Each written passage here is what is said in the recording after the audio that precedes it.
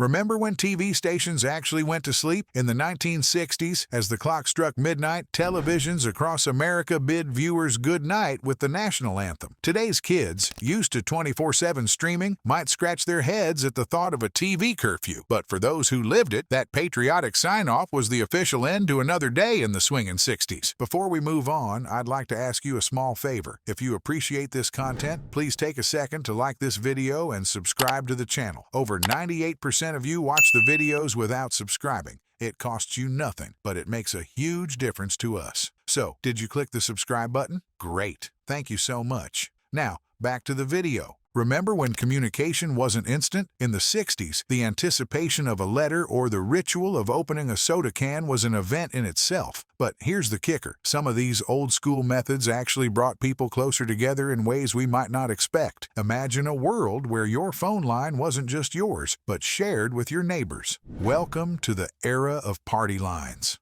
In the 1960s, multiple households often shared a single telephone line. You'd pick up the phone to make a call, only to hear Mrs. Johnson from next door chatting away. It was a test of patience and social grace, waiting for your turn to use the line. But that's not all that made calling in the 60s an adventure. Back then, phone numbers weren't just a string of digits. They started with names. You might dial Klondike 5 instead of 555. It was a system called named exchanges, and it added a personal touch to every call. Hello, operator. Connect me to Butterfield 8, please. As the decade progressed, this charming system gave way to all numeric phone numbers. It was more efficient, sure, but it lost that neighborly feel. Can you imagine trying to explain to a kid today that phone numbers used to start with words? Now, let's talk about a form of communication that's become almost extinct: letter writing. In the 1960s, putting pen to paper was an art form. People would carefully choose their stationery, craft their messages, and seal them with care. The excitement of receiving a letter in the mail was unmatched. It was a physical piece of someone's thoughts, a treasure to be kept and reread. Letter writing wasn't just about conveying information. It was about maintaining relationships, expressing emotions, and sharing experiences in a thoughtful, deliberate way. The anticipation of waiting for a reply added to the emotional value of each letter. It's a far cry from the instant gratification of today's text messages and emails. Speaking of things that might confuse kids today, let's pop open a can of soda, 1960s style. In the early part of the decade, a revolutionary new invention hit the market: the pull-tab soda can. No more fumbling with can openers. Just grab that little metal ring and pull. It seemed like a great idea at first. Easy to open, convenient to drink from. What could go wrong? Well, as it turns out, quite a bit. The pull tabs were designed to come off completely, and people often discarded them carelessly. These small pieces of sharp metal became a significant litter problem. Pull tabs caused a big littering problem. It became a big issue because these tabs didn't stay connected to the can like today's pop-tops do. The environmental impact was substantial, leading to a redesign that kept the tabs attached to the cans. It's a perfect example of how convenience and environmental responsibility had to find a balance. Environmental concerns weren't limited to soda cans in the 60s.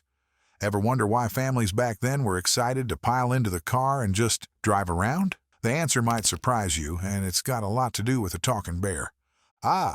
The Sunday drive. It was a cherished family tradition that might seem downright bizarre to kids today. Picture this. After church or a hearty lunch, the whole family would hop in the car with no particular destination in mind. The goal? Simply to enjoy each other's company and take in the sights. It wasn't about getting somewhere. It was about the journey itself. These leisurely drives were a chance to bond, to chat, to play silly car games, and to explore the world beyond your neighborhood. With the windows rolled down, the wind in your hair, and the radio playing your favorite tunes, it was a weekly adventure that cost little more than a tank of gas. But the Sunday drive wasn't the only car-centric family activity of the 60s. Enter the drive-in theater, a quintessential piece of Americana that combined two great American loves: movies and automobiles. Families would pile into the car, kids often in pajamas, and head to a giant outdoor screen.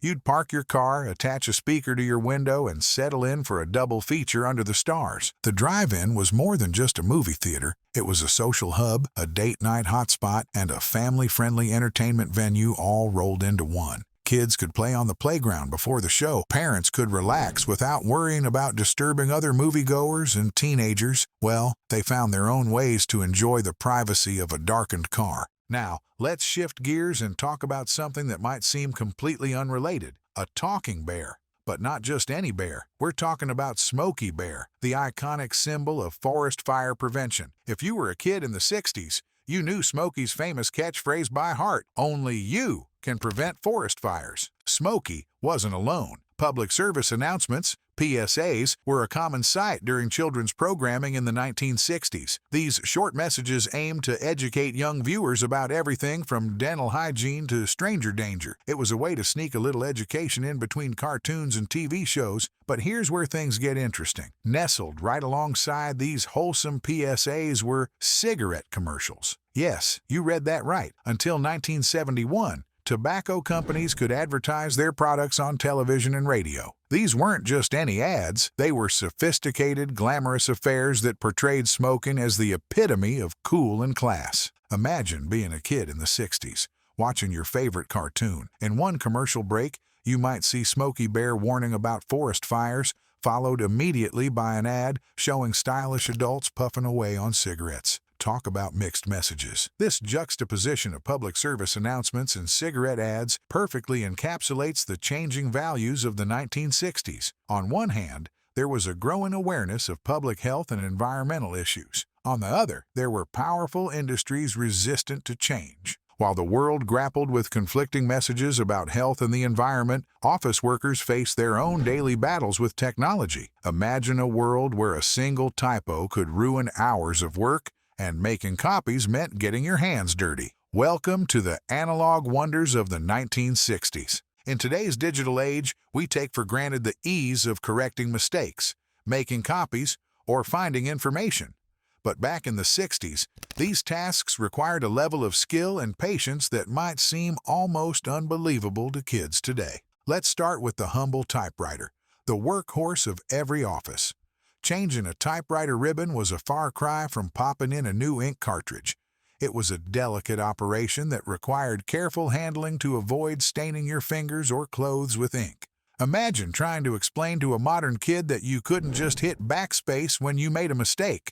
And what about making copies? Before the era of photocopiers, carbon paper was the go-to solution. You'd sandwich a sheet of carbon paper between two regular sheets, and as you typed or wrote on the top sheet, the pressure would transfer the ink to the bottom sheet. It was simple, but effective, and it often left your hands covered in smudges. Navigation in the 1960s was another skill that required patience and know-how.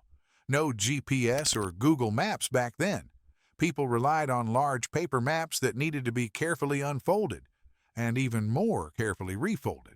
Reading a map was an art form, requiring you to understand symbols, scale, and how to translate a two-dimensional representation into real-world directions. When it came to research, the internet was still decades away. Instead, students and researchers turned to encyclopedias, massive multi-volume sets that contained a wealth of information. Finding what you needed meant knowing which volume to pull off the shelf and then carefully flipping through pages to locate your topic. It was a far cry from typing a query into a search engine and getting instant results. In offices, adding machines were the precursors to our modern calculators. These devices would print calculations on a long strip of paper, creating a physical record of your work. But here's the catch: there was no delete function.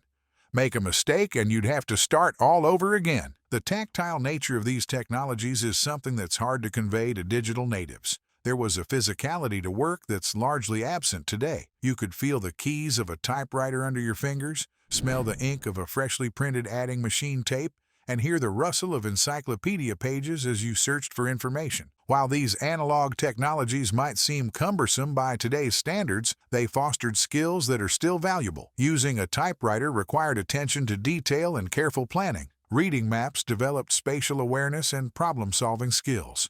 Researching with encyclopedias taught the importance of organization and critical thinking. As we wrap up our journey through the 1960s, it's clear that life was filled with simple joys we've left behind. From the friendly milkman delivering fresh bottles to your doorstep, to the excitement of collecting green stamps for household treasures, These everyday experiences shaped a generation. Remember the thrill of bouncing on a pogo stick? Or the satisfaction of washing your driveway with a hose? How about the magic of adjusting the speed on your turntable to play different records? These snippets of 60s life might seem alien to kids today, but they represent a time of community, creativity, and hands-on engagement. What do you think? Are there aspects of modern life that might baffle future generations? Perhaps our love for social media or our reliance on smartphones? Share your thoughts and memories in the comments below.